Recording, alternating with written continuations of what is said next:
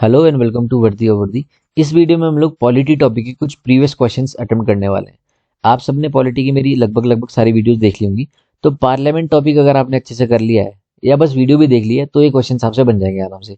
मैंने डिलिबरेटली इसके आंसर्स नहीं छुपाए हैं क्योंकि आप सबको पता है कि आप लोग देख सकते हैं, लेकिन इन सबको अगर आप हाइड कर पाए खुद से हाथ लगा के स्क्रीन नीचे करके मोबाइल फ़ोन की तो ज़्यादा अच्छा है, क्योंकि अगर आप खुद से ऑनेस्ट रहेंगे तो ज़्यादा अच्छा है। वैसे तो मैंने टिक कर रखा है आंसर्स में।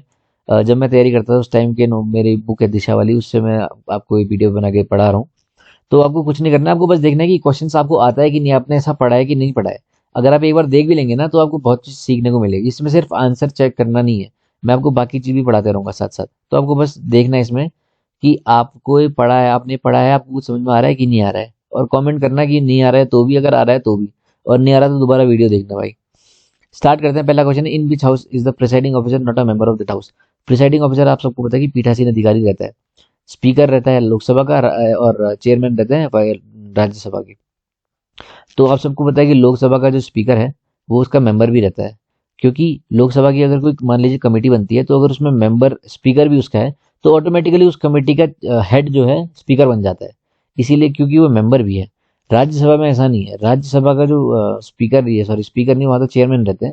तो वहाँ का जो चेयरमैन है वो वाइस प्रेसिडेंट रहता है और एक्स ऑफिशियो चेयरमैन रहता है कि सीट पक्की है, उसका इलेक्शन नहीं होगा। राज्यसभा का जो चेयरमैन राज्यसभा का वो हमेशा वाइस प्रेसिडेंट ही बनेगा, इसीलिए वो मेंबर नहीं रहता है। तो इसका सिंपल आंसर है राज्यसभा। अगला क्वेश्चन है, which one of the following statements about the parliament of India is not correct. आप हमेशा ऐसे क्वेश्चन में नॉट को पहले एनसर्कल कर लीजिए, जिससे कि आपको एग्जाम में ये हाईलाइट हो ही रही कि अच्छा हमको नॉट देखना है, क्योंकि बहुत बार क्या होता है हम लोग ऑप्शंस में इतना खो जाते हैं कि नॉट को ध्यान में नहीं रखते। पहला पॉइंट है, the constitution provides for a parliamentary form of government. बहुत ईजी चीज है, सबको पता है, सही है। Second, the foremost function of parliament is to provide a cabinet. बिल्कुल सही, पार्लियामेंट का काम क्या है? कैबिनेट बनाना, कानून बनाना, इतना ही तो है। Third, the membership of the cabinet is restricted to the lower house. ऐसा नहीं है, दोनों हाउस में इसकी जो कैबिनेट का काम रहता है, लोअर हाउस में भी अपर हाउस में भी। तो ये आंसर इसका रॉन्ग है। अगला, the cabinet has to enjoy the confidence of the majority in the popular chamber.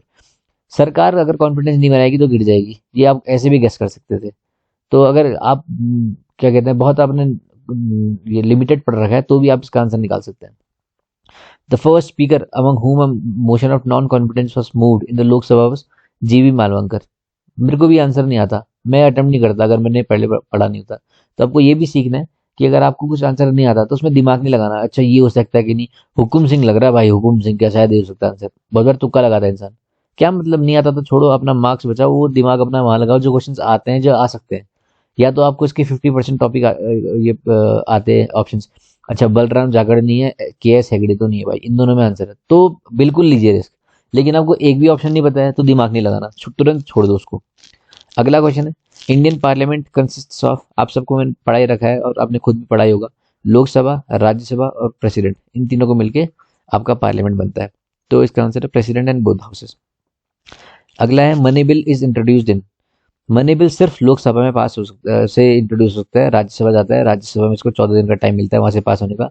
Rajya Sabha अगर इस मनी बिल को पास नहीं करती है या आगे नहीं बढ़ाती है या रिकंसिडर करने को बोलती है तो ऐसा माना जाएगा कि इसने पास कर दिया और सीधे जाएगा प्रेसिडेंट के पास। राज्यसभा की पावर लगभग नील है इसमें, ठीक है। इसमें ना जॉइंट सीटिंग होती है, मनी बिल में कभी जॉइंट सीटिंग नहीं होती, और जॉइंट सीटिंग आर्टिकल 108 में है इंडियन कॉन्स्टिट्यूशन की। जॉइंट सीटिंग को हमेशा प्रेसिडेंट बुलाते हैं और जॉइंट सीटिंग को हमेशा चेयर करते हैं स्पीकर साहब लोकसभा के। आगे बढ़ते हैं, the parliament can legislate on a subject in the state list only if the Rajya Sabha passes such a resolution. इसीलिए यहाँ पर को मैंने बताया राज्य का मतलब ही स्टेट है, राज्यसभा में राज्य का मतलब ही स्टेट है, तो हमेशा स्टेट का ही राज्य दिखेगी। ऐसी चीजों में जहां सिर्फ स्टेट लिस्ट, मतलब ऐसी चीजों में सिर्फ ये क्वेश्चन बोल रहा है कि पार्लियामेंट कब कर सकती है लेजिस्लेट स्टेट लिस्ट के सब्जेक्ट्स में, तब ही जब राज्यसभा पहले रिजोल्यूशन पास करे। तो राज्यसभा का इंपॉर्टेंस यहाँ दिखता है। लोकसभा बाकी जगह भले ही हो, लेकिन स्टेट्स को अगर आप कुछ करना है, स्टेट से छेड़खानी, तो राज्यसभा सबसे पहले आती है। The function of a pro tem speaker, pro tem in the absence of speaker is to. Pro tem कब काम आता है स्पीकर? जब स्पीकर नहीं हो, नई सरकार आ गई है तो तब टाइम पास के लिए, टाइम पास के जब एक कार्यकाल हो जाता है सरकार का, उसको बदलना है, तो प्रेसिडेंट जो है प्रो टाइम स्पीकर कुछ टाइम के लिए अपॉइंट करता है। तो इसका आंसर है to officiate as speaker when the speaker is to be elected, जब स्पीकर इलेक्ट होने वाला है तब तक के लिए प्रो टाइम स्पीकर काम रहता है। इसका आंसर यहाँ पर है नहीं, लेकिन इसका जो बॉक्स वगैरह है इसका आंसर वो है। अच्छा, इस पेज के कुछ क्वेश्चन रह गए इस साइड के ना। अच्छा, इस साइड है the first meeting after the election when the speaker and deputy speaker are elected by so, तब उसके अंदर ये होता है। Which one of the following is most appropriate tool to raise the issue of naxalism activity in Lok Sabha? Calling attention, ये 3-4 type के attention, censure motion, short division, ये तो उतना इंपॉर्टेंट नहीं है, लेकिन कुछ कुछ ये है, कट मोशन होता है आपका, है ना, उसके बाद एडजर्न इन साइन होता है, ये इंपॉर्टेंट चीज़ है। एक दिन मैं सिर्फ उसकी वीडियो आपके सामने लाऊंगा उन टॉपिक्स की, तो वो भी क्लियर हो जाएगा आपको, तब कवर करेंगे। What is the maximum time of interval between 2 successive sessions of parliament? आप सबको पता है कि विंटर सेशन चलता है, मानसून सेशन चलता है, जैसे कि मानसून सत्र वगैरह चलते हैं, 6-6 महीने का टाइम रहता है इनके सबके बीच में। तो एनडी में आपका क्वेश्चन आ रखा है, इसका आंसर है 6 months. Who is the chairman of Rajya Sabha? ये प्रेसिडेंट साहब रहते हैं, आपको पहले बता रखा है। प्रेसिडेंट, प्राइम, ये वाइस प्रेसिडेंट इसका आंसर है। President, vice president, speaker, Lok Sabha, Rajya Sabha, तीनों को मिलकर अपनी पार्लियामेंट बनती है। प्राइम मिनिस्टर और सीएम मिलके, काउंसिल ऑफ मिनिस्टर मिलके प्रेसिडेंट को एडवाइस करते हैं। स्पीकर होते हैं अपने लोकसभा के। Who is competent to dissolve Rajya Sabha? Rajya Sabha को कोई डिसॉल्व नहीं कर सकता। राज्यसभा परमानेंट बॉडी है। जैसे लोकसभा क्या है, 5 साल इलेक्शन हुए, सरकार हारी, गई लोकसभा, नई लोकसभा के इलेक्शन होंगे। दूसरा ऐसा है कि राज्यसभा क्या है, आपका परमानेंट हाउस रहता है, तो इसमें हर 6 साल में एक इंसान का कार्यकाल 6 साल का रहता है यहाँ पर, और हर 2 साल में लगभग बदलते रहते हैं, 1/3 मेंबर बदलते रहते हैं इसके, हर 2 साल में इलेक्शन होंगे। इलेक्शन कहाँ से होते हैं? एमएलए यहाँ आते हैं, ठीक है। The speakers vote in the Lok Sabha is called, इसका आंसर है कास्टिंग वोट। स्पीकर तभी वोट करता है जब टसल हो, मान लीजिए 50 वोट एक पार्टी दे रही है, 50 वोट एक पार्टी दे रही है, अगर टसल हो बीच में कि कौन जीतेगा, तब स्पीकर बोलेगा भैया हम हैं, हम बताएंगे कौन जीतेगा। तो ऐसे होता है, ठीक है। तो ये तभी वोट करते हैं जब टसल होगा। टसल को यहाँ पर को डेडलॉक बोल रखा है। The chairman of the Lok Sabha is designated as speaker, ठीक है। चेयरमैन तो रहते हैं आपके राज्यसभा में, जो कि रहते हैं वाइस प्रेसिडेंट साहब। प्रेसिडेंट साहब कुछ लेने देना नहीं, बस एक पार्ट है पार्लियामेंट के। Who decides whether a bill is a money bill और नॉट? इसका आंसर है स्पीकर, ठीक है। प्रेसिडेंट नहीं है, प्रेसिडेंट कभी नहीं बताएंगे, सिर्फ स्पीकर के पास पावर है। स्पीकर के पास पावर ये भी है कि डिफेक्शन हुआ है कि नहीं हुआ है, ठीक है, मेंबर का।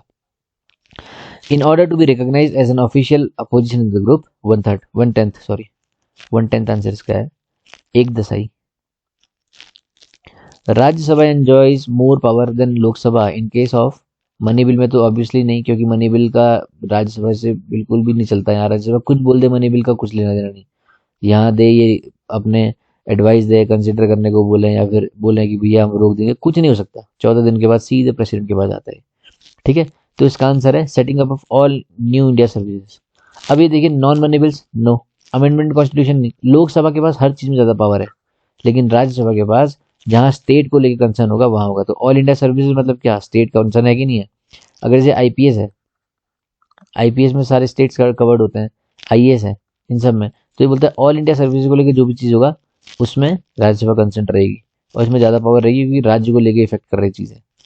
The speaker of the Lok Sabha can resign his office by addressing his resignation to? इस क्वेश्चन में 100% लोग, 90% लोग तो एटलीस्ट प्रेसिडेंट कर देते हैं, ठीक है। इसका आंसर है डेप्यूटी स्पीकर, बहुत बार रिपीट हुआ है, ध्यान रखना इसका। Next, the bill of which of the following categories can be initiated only in Lok Sabha? कौन कौन सी ऐसे बिल्स हैं जो सिर्फ लोकसभा में जा सकते हैं, ठीक है। मतलब अच्छा, कौन कौन से नहीं, सिर्फ एक कौन सा बिल है इसमें? Ordinary bill, private membership, money bill, constitution bill. आपको कुछ और देखना ही नहीं है। अगर आपके पास मनी बिल है तो समझ लीजिए लोकसभा एक ही देखना है बस, आपको सीधे एलिमिनेट हो जाएगा। अगला है विच ऑफ द फॉलोइंग, अच्छा और एक और चीज, मनी बिल से बहुत क्वेश्चन आएंगे आपके, तो ध्यान में रखना है इसको, हमेशा क्वेश्चन आते हैं इसके, ठीक है। 110, article 110, which one of the following appointments is not made by the president of India? Speaker को कौन डिसाइड करता है, कौन अपॉइंट करता है? चीफ जस्टिस कौन करता है? अगर आप एलिमिनेट भी करते हैं, आपको पता है कि president is the supreme commander of Indian armed forces, तो इससे ये तो कट गए। चीफ जस्टिस को आपको पता है ओथ कौन दिलाता है? बचा स्पीकर, स्पीकर आपका आंसर है। The most important feature of the Indian parliament is that it is the union legislature in India, it also comprise of the president, it is bicameral in nature, the upper house of parliament is never dissolve. इसका answer है सी, 2 house हैं तभी तो transparency है। ठीक है, bill अगर सिर्फ एक हाउस होता, सिर्फ लोकसभा से जो इलेक्ट होती गवर्नमेंट उसी के चलता, हक्का बक्का उसी का चलता, जो बोलती वही चलता। लेकिन ऐसा नहीं है, लोकसभा भी है राज्यसभा भी है। एक बिल को एक्ट बनने के लिए दोनों हाउस से पास होना पड़ेगा, एक टफ प्रोसीजर गुजरना पड़ेगा, और दोनों साइड से अपोजिशन भी बोलेगा अपना, इलेक्टेड गवर्नमेंट भी बोलेगी, जो अच्छा होगा जनहित में होगा वही चीज़ होगा। इसलिए बहुत इंपॉर्टेंट फीचर है कि दोनों हाउस होने चाहिए। जैसे अपोजिशन इंपॉर्टेंट है, वैसे बाइकैमरलिज्म भी इंपॉर्टेंट है। The allocation of seats present Lok Sabha is 1971 के हिसाब से। Who among the following was not elected for 2 terms. अच्छा, कुछ कुछ क्वेश्चंस में बिल्कुल सीरियस नहीं हूँ, क्योंकि मान लो मेरे को इसका आंसर नहीं आता भाई, नहीं करूंगा ही नहीं। 1981 2000 हो सकता है इसका आंसर 2001 हो, क्योंकि सबसे पास है। क्या करना है, तुक्का लगा के ये करके माइनस में जाएंगे आपके मार्क्स। प्रैक्टिकल तैयारी करो यार, किसी को दिखाने के लिए तैयारी नहीं करना है। अब ये मैं सोचो कि मैं सोचता हूँ 2001 ही आंसर होगा, क्यों होगा जब पता नहीं है तो छेड़ना ही नहीं क्वेश्चन को इनको। अगला क्वेश्चन है, who among the following was not elected 2 terms as speaker of Lok Sabha. Answer नहीं आता मेरे को इसका, मैं अटेम्प्ट नहीं करूंगा, लेकिन इसका आंसर हम बालीराम भगत ये है। ठीक है, 0 आवर। 0 आवर मतलब जो ऐसा सेशन चलता है जो करेक्ट 12 बजे नून में चलता है। 12 बजे मतलब 0 बजे। 12 hour, sorry, 0 hour is an political jargon refers to question answer session. इसमें क्वेश्चंस कर सकते हैं आप। ठीक है, क्वेश्चन सीधे पार्लियामेंट के बीच में सेशन पे आप ऐसे कर सकते हैं। तो ये बोलता है कि 0 hour is a political jargon refers to question answer sessions. 0 hour in the parliament starts at 12 बजे। 12 बजे एकदम स्टार्ट होता है, और in which members raise matters of importance. कुछ इंपॉर्टेंट है, जैसे कहीं कुछ भी बहुत ऐसा ग्रेव नेचर का है, तो आप यहाँ उसमें ये चीजें यहाँ उठा सकते हो पार्लियामेंट के सामने। What is a term of member of Rajya Sabha. आप सबको पता है कि 6 साल रहता है, और जिसमें से अ, हर 2 साल में इलेक्शन होते हैं, 1/3 मेंबर बदलते हैं। तो इसका आंसर राज्यसभा कहाँ है। अच्छा सॉरी, इसने पूछा कितना टर्म रहता है, 6 साल इसका है D. The Rajya Sabha is permanent house, कभी डिजोल्व नहीं होता। 1/3 of its member retiring every 2 years, 10 every member. Which among the following was not constituted as per mandate of constitution of India. आप सबको मैंने कॉन्स्टिट्यूशनल बॉडीज पढ़ा रखी हैं, तो उसमें इलेक्शन कमीशन भी है आर्टिकल 324, फिनेंस कमीशन भी है article 240 if I am not wrong, inter state council भी है। ठीक है, दो पानी के लेके 2 जगह डिस्प्यूट, हमने एग्जांपल आपको बताया था मैंने कि अगर पानी की ट्रीटी को लेके, जैसे कावेरी रिवर की दिक्कत है केरला कर्नाटका तमिलनाडु वगैरह में, तो ऐसा कुछ है तो कहाँ जाएंगे, इंटर स्टेट काउंसिल में। अब नीति आयोग प्लानिंग कमीशन है। ठीक है, ये कहीं आपका कॉन्स्टिट्यूशन में दिया नहीं कि इस आर्टिकल के अंदर प्लानिंग कमीशन है आपका या नीति आयोग है, तो इसका आंसर है बी, ये कोई कॉन्स्टिट्यूशनल बॉडी भी नहीं है। In terms of parliamentary technology, what do we call rule of a legislative procedure under which a further debate on a motion be stopped? Closure. नाम ही देख लो। Government bill means by a bill introduced by minister in any of the parliament. Member नहीं, minister करेगा तब government bill रहेगा। ये भी आपको मैंने सीधे सीधे पढ़ाया था अपने नोट्स में, देखा होगा आपने। इन क्वेश्चंस को करके आप दोबारा सारी वीडियोस देखो, दोबारा क्वेश्चन करो। ऐसा नहीं हो सकता आपसे एक क्वेश्चन भी ना बने, सारे के सारे बनेंगे आपसे। ठीक है, When an ordinary bill is referred to a joint sitting, joint sitting आपको बताया मैंने आर्टिकल 108 में है। joint sitting of both the house of, ये कॉन्स्टिट्यूशन की बात अभी हो रही है, of both houses of the parliament, it has to be passed by simple majority। joint session तभी होगा, joint sitting तभी होगी जब दोनों हाउस में किसी एक चीज लेकर मतभेद है। ठीक है, तो कोशिश ये रहती है प्रेसिडेंट की जब वो जॉइंट सिटिंग बुलवाता है कि ये चीज आसानी से सुलझ जाए, इसीलिए सिंपल मेजोरिटी चाहिए दोनों हाउस की। दोनों हाउस के मेंबर्स में पार्ट लेंगे, प्रेसिडेंट एक कमेटी बैठाता है और इसको हेड करता है स्पीकर लोकसभा का। राज्यसभा का स्पीकर चेयरमैन कभी नहीं करेगा, याद रखना है। ठीक है, अगर हाँ स्पीकर नहीं रहेगा तो स्पीकर के बदले डेप्यूटी स्पीकर आएगा। In joint setting bill is pass bye simple majority. अगर डेप्यूटी स्पीकर नहीं रहा तो कौन आएगा, कमेंट करो, ये नीचे हम पढ़ेंगे वैसे तो, लेकिन आपको इतना पता होना चाहिए कि कभी भी इसमें आपका चेयरमैन नहीं रहता। आगे बढ़ते हैं। Joint parliamentary sessions in India are chaired by speaker of Lok Sabha. Obviously parliament में जो भी चीज होगी, स्पीकर उसका मेंबर है तो स्पीकर ही रहेगा। The joint sitting of parliament is called by the president, ये हमने अभी पढ़ा था, and is presided over by the speaker और in absence the deputy speaker of Lok Sabha, और in his absence deputy chairman of Rajya Sabha. लेकिन कभी भी भाई ये चेयरमैन नहीं रहेगा राज्यसभा का, डेप्यूटी चेयरमैन रहेगा। ठीक है, तो ये मैंने लिखा जो इस अपनी राइटिंग में सुंदर सी, वो ये लिखा है कि if a speaker is a member of the concerned committee, then he will be the chairman of that committee. आगे बढ़ते हैं. The members of the Lok Sabha from the Union Territory are ये चीज़ तो बहुत सिंपल चीज़ है. आपको मैंने बता रखा है लोकसभा की जब भी इलेक्शन होंगे तो सीधे सीधे सिटीजन्स इनको इलेक्ट करते हैं कि उनको कौन रूल करेंगे. ठीक है. सेम चीज लोकसभा जहां भी है, स्टेट में हो यूटी में हो, इनको हमेशा सेम चीज से ही डायरेक्ट इलेक्शन आएंगे. इनडायरेक्ट थोड़ा इलेक्शन होगा लोकसभा का. नॉमिनेट तो करेंगे नहीं. नॉमिनेट तो किनको करता है? 12 मेंबर्स को, जो सोशल साइंस लॉ वगैरह में महारथी होते हैं, हमने पढ़ रखा है. तो ये तो नहीं हो सकता. Elected by the members of local bodies, obviously not. Lok Sabha के जा रहे हैं, लोकल बॉडी कैसे करेंगे? इनडायरेक्ट इलेक्शन तो हो ही नहीं सकता. चूजन बाय डायरेक्ट इलेक्शन इसका आंसर है. अगला क्वेश्चन क्या है? अगला ऑप्शन देखना ही नहीं क्योंकि आंसर इसका डायरेक्ट इलेक्शन है. तो आगे बढ़ते हैं. ओके, क्वेश्चन शायद पीछे रह गया इसका. तो ये होगा कि इसमें करेक्ट ही पूछा होगा. कुछ कुछ स्कैन की दिक्कत है यार, एडजस्ट करा करो भाई लोग. और थैंक यू, आप लोग बहुत एडजस्ट करते हैं. बस वीडियो देखो, एंजॉय करो. ठीक है.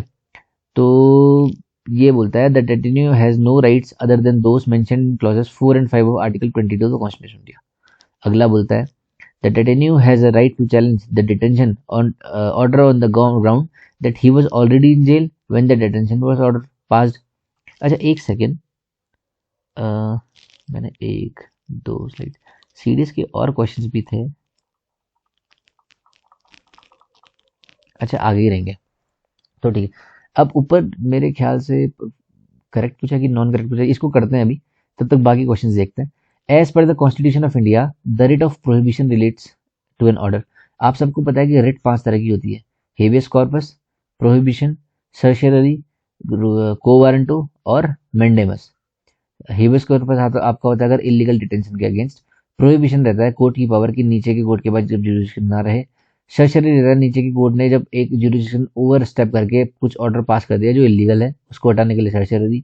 उसके बाद रहता है आपका को वारंटो, जिसमें पूछते हैं by what authority you are holding that public office. Last रहता है मेंडेमस. मेंडेमस में टू डू यानी कि ऑर्डर करती है कोर्ट किसी भी पब्लिक ऑफिशियल को कि भैया तुमको ये करना है करो. ठीक है. तो इसमें प्रोहिबिशन के बारे में बोल रहा है, यानी कि ऐसा केस जब नीचे के कोर्ट के पास जुरिडिक्शन ना हो, वो ओवर स्टेप कर दे इसका. तो इसका फर्स्ट ऑप्शन है the issued against judicial and quasi judicial authority. दूसरा है to prohibit an inferior court from proceeding. Second तो इसका आंसर है ही. तो ठीक है, अब आप कहेंगे कि इसका आंसर बी भी हो सकता है, तो सबसे पहले सी ऑप्शन आपका कटा. ठीक है, कि सेकंड इसका आंसर है. थर्ड है to restrain a person from holding a public office. अब ये तो आपका रहा क्या? को वारंटो. तो थर्ड तो आपका हट गया सीधे ही. तो आपका ये भी हट गया, ये भी हट गया. सीधा आंसर आपका 1 एंड 2. इसका answer A. 34th, the Constitution of India guarantees freedom of thought and expression to all its citizens except to in implementation of directive policies, fundamental duties, right to equality. ये दोनों नहीं है. आप सबको पता है कि डीपीएसपी है ना, directive principles of state policy. ये कुछ रूल्स हैं और गवर्नमेंट मतलब कि कॉन्स्टिट्यूशन ये प्रोवाइड करता है कि गवर्नमेंट को ट्राई करना चाहिए वेलफेयर स्टेट बनने को. और वेलफेयर स्टेट बनने में सबसे ज़्यादा इंपॉर्टेंट चीज़ जो है वो है डीपीएसपी. डीपीएसपी इसीलिए अभी इन्फोर्सेबल नहीं है कोर्ट्स में. मान लीजिए डीपीएसपी में जो जो गाइडलाइंस है कि हमको ऐसा करना चाहिए, एनवायरनमेंट के लिए करना चाहिए, बाकी काफ़ी सारी उसमें अलग अलग पॉलिसीज़ हैं. अगर उसको कोई इन्फोर्स नहीं करता, उसके हिसाब से देश नहीं चल रहा, तो आपको उसको इन्फोर्स करने के लिए कोर्ट नहीं जा सकते हैं. ठीक है. तो ये इम्प्लीमेंटेशन वाली बात यहाँ है. The protection against arrest and detention under article 22 of the constitution of India is not available to. ये जो आपका है ना, ये टॉपिक, ये prevention sorry arrest and detention वाला, ये हमेशा आपके एग्जाम में आता है. मतलब कहीं ना कहीं तरीके से अलग तरीके से पूछ लेगा, लेकिन 2-3 एक क्वेश्चन एक सेशन छोड़ के अगले एग्जाम में तो आ ही जाता है. अगर इस बार नहीं आया अगली बार आएगा. तो इंपॉर्टेंट बहुत टॉपिक है. इसका आंसर है ए है 1 एंड 2. देखिए एनिमी एलियन और person detained under preventive detention law. Foreigner और ओवरसीज नहीं है. अगर आप इसकी भाषा देखेंगे आर्टिकल 22 की तो इंपॉर्टेंट है. तो आपको करना क्या है, आर्टिकल 22 अगर आप बेरेट रखते हैं तो उसको सर्च करिए, वरना लक्ष्मीकांत में आर्टिकल 22 उसको अच्छे से पढ़िए. वरना आपके कुछ नहीं है ना, गूगल है, फोन है ना, फोन का यूज करिए, गूगल का ढंग की चीज देखिए, उसमें सर्च करिए आर्टिकल 22 क्या था, अच्छे से पढ़िए उसको. वहां से क्वेश्चन आपके आएंगे ही आएंगे. Freedom of conscience under the article under the constitution of India is subject to whom? Public order, morality and health, a law providing for social welfare and reform, opening Hindu religious institution of a public character to all Hindus, defamation or incitement to offend. incitement to an offense। तो इसका answer है D. The constitution of India provides the freedom of conscience in the following fields, morality, health, public order, laws, ये वो। तो आप ये भी लक्ष्मीकांत में आपको सीधे सीधे मिलेगा। तो जो जो आर्टिकल्स आपको सीधे सीधे दिख रहे हैं कि प्रीवियस क्वेश्चन में 3 से 4 बार पूछ लिया है, अच्छे से पढ़ के जाओ, पक्का रिपीट होता है वो चीज़। अगर नहीं भी रिपीट होंगे तो उसके आसपास की चीज़ आपके एग्जाम में आएगी, जो मैं आपको हमेशा बोलता हूँ। ठीक है, तो आप नोट डाउन कर लीजिए जो टॉपिक जैसे बार बार आपको एग्जाम में दिख रहे हैं क्वेश्चन। अगला है which of the following fundamental rights are available to non citizen. आपको मैंने ट्रिक बताई थी, 15, 16, 19, 29, 30, ये आर्टिकल्स हमेशा याद रख लेना, भूलना ही नहीं है। तो इसका ये बोलता है कि कौन कौन से आर्टिकल्स, कौन कौन से इसमें जो ऐसे टॉपिक्स हैं जो नॉन सिटीजन्स पे लगते हैं, यानी कि जो नागरिक नहीं है उन पे लगते हैं। तो इसका आंसर इसने दिया बी 1 एंड 4, यानी कि इक्वलिटी बिफोर लॉ और protection of life and personal liberty, यानी कि आर्टिकल 21। तो अब आप देखिए 14 और 21 आपको नॉन सिटीजन्स पे, तो यानी कि 15, 16, 19, 29, 30 ये किस पे लगते हैं, सिटीजन्स पे। राइट अगेंस्ट डिस्क्रिमिनेशन, ऐसा नहीं हो सकता कल के दिन ये बोलेंगे कि भैया हमको भी SC ST को आपने वहाँ पर को क्या कहते हैं रिजर्वेशन दिया, हमको भी दो, फॉरेनर आगे लेने लग जाएगा। इसलिए इनको पावर ही नहीं है चीज़ की। ठीक है, इक्वल अपॉर्चुनिटी भी नहीं चाहिए इनको। यहाँ आओ घूम के घर जाओ, क्या मतलब तुमको यार, सिटीजन नहीं हो यहाँ के। तो अगला topic, sorry question, a writ of habeas corpus for the release of a person can be issued where the arrest or detention has taken place in contravention of procedure established by law, yes, to secure the release of person imprisonment of a criminal charge। अगर इसने कुछ गलत किया है, उसका charge इसको पड़ा है, तो तब ये नहीं होता, तभी हो सकता है जो इलीगल डिटेंशन हो इसका। हेबियस कॉर्पस ही मतलब होता है to have the body when there is an illegal detention. Third है where the arrest has taken place for the contempt of court, कुछ मतलब नहीं आ सकता, ए है, सी, सी आंसर इसका है। आगे बढ़ते हैं, which one of the following is are correct. Article 26 of the Indian constitution states that subject to public order, morality and health, every religious denomination, देखिए दोबारा article 26, right to freedom of religion, पक्का आते हैं ऐसे exam में। ठीक है, every religious denomination और any section there of shall have the right first to establish and maintain institution for religious and charitable purpose, yes, to manage its own affairs and matter, ये भी ठीक है। ये आप अगर सेक्शन बस पढ़ लेना, आपको पूरा लाइन टू लाइन वही चीज दिखेगी। थर्ड है to own and acquire movable and immovable property, yes, इसके बाद ये भी पावर, तो इसका आंसर है डी, ऑल ऑफ द। ठीक है, आगे बढ़ते हैं। अच्छा, अब ये है कॉन्स्टिट्यूएंट असेंबली वाले क्वेश्चन, ये भी हमने लगभग लगभग कवर किए हैं, और इसकी अलग से शॉर्ट वीडियो बनाऊंगा मैं, इनकी ट्रिक्स वगैरह की। तो इस टॉपिक को हम तब करेंगे जब वो वाले टॉपिक कर लेंगे अच्छे से। ठीक है, उसके बाद ये टॉपिक्स करेंगे। आज के लिए बस इतना ही, आपको कुछ नहीं करना है, दोबारा से इस वीडियो को देखना है, और जब भी पार्लियामेंट वाला टॉपिक पढ़ो ना, तो ये क्वेश्चन जरूर देख लेना, आपके दिमाग में टॉपिक छप जाएंगे। आई होप आपको कुछ समझ में आ रहा हो इस वीडियो से। पसंद अगर आपको आया तो सिर्फ उन लोग के साथ शेयर करना जो कहीं और नहीं पढ़ पा रहे, जिनको हेल्प की जरूरत है। I hope this session help you. All the very best. जय हिंद।